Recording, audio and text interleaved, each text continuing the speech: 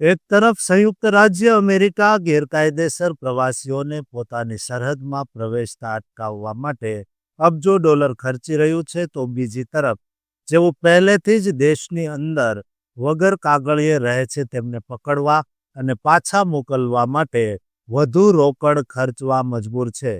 અહીંની સમસ્યા એ છે કે ઘણા પ્રવાસીઓ અદૃશ્ય થઈ ગયા છે, જેને કારણે ટ્રમ્પ પ્રશાસન સ્વદેશ નિકાલ પર ભાર મૂકી રહ્યું છે, જ્યાં પ્રવાસીઓ જાતે જ દેશ છોડી દે.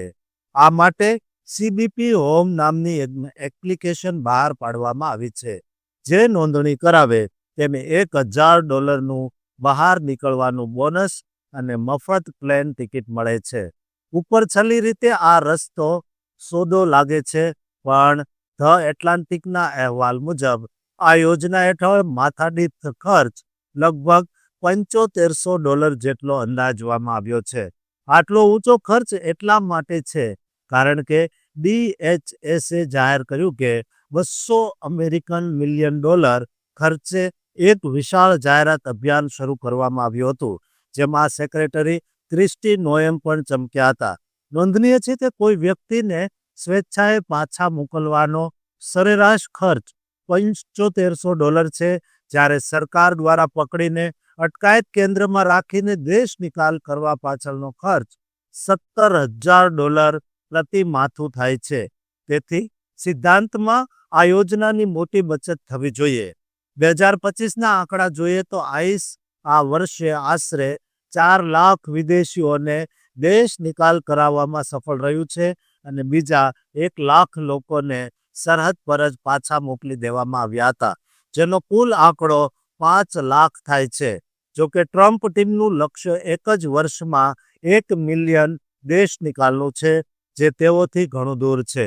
DHSએ જાહેરાતો પર લાખો ડોલર ખર્ચ્યા હોવા છતાં કડવું સત્ય એ છે કે જે 50 પ્રવાસીઓ અમેરિકા છોડીને જાતે જ પાછા જવાનો નિર્ણય કરે છે, તેમાંથી ભાગ્યે જ એકેય સીબીપી હોમ એપ્લિકેશનનો ઉપયોગ કર્યો હોય.